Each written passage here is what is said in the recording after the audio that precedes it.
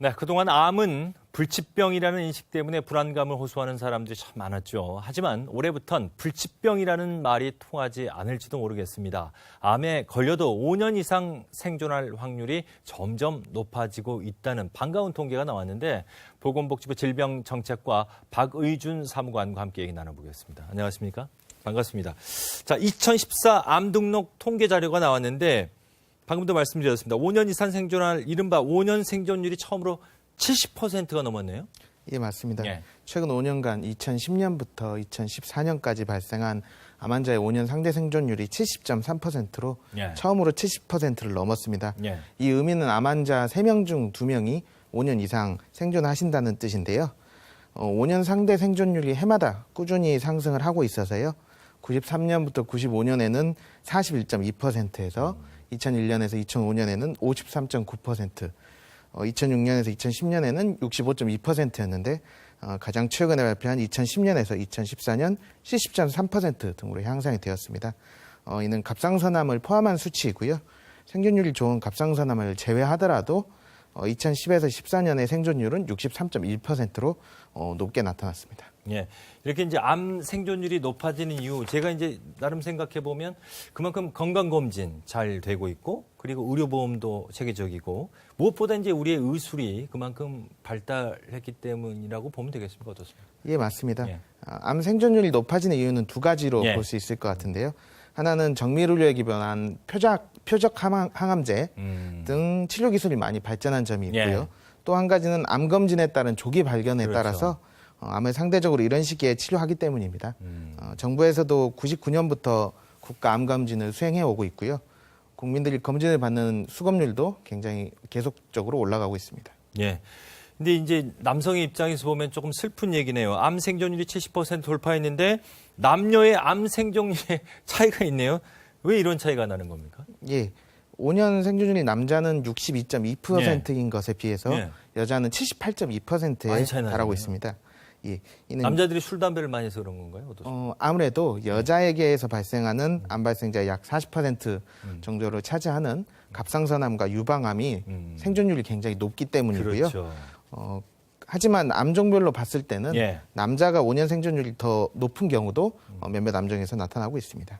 지금 이제 말씀하셨던 게 이제 갑상선암, 유방암 이게 생존율이 높다고 하셨는데 생존율이 높은 암 그리고 낮은 암 이거 어떻게 구분할 수 있나요? 예.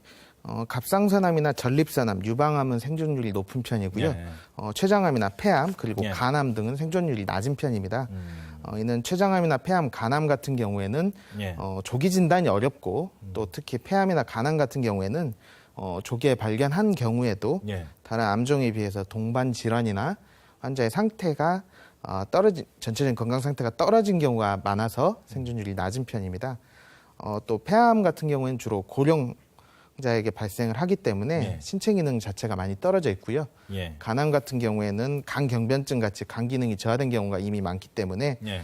예후가 나쁜 것으로 알려지고 있습니다. 지금 이게 뭐 췌장암이니 폐암이니 간암이니 굉장히 생존율이 낮잖아요. 이런 부분들도 좀 끌어올리기 위한 그 정책, 대안 뭐 이런 것도 좀 마련이 됐나요? 어떻습니까? 현재 이제 폐암에 대해서는 저희가 내년부터 예. 검진의 시범 사업을 실시할 계획이고요. 예.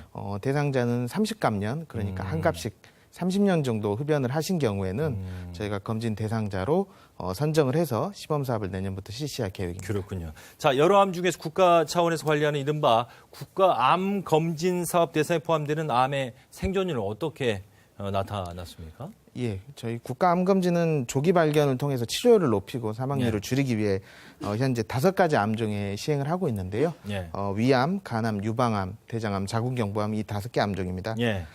이 중에 위암하고 대장암, 간암, 자궁경부암은 예. 2010년부터 2014년 5년 생존율이 예. 위암 같은 경우에는 74.4%, 대장암은 76.3%, 간암은 32.8%, 자궁경부암은 79.7%인데요.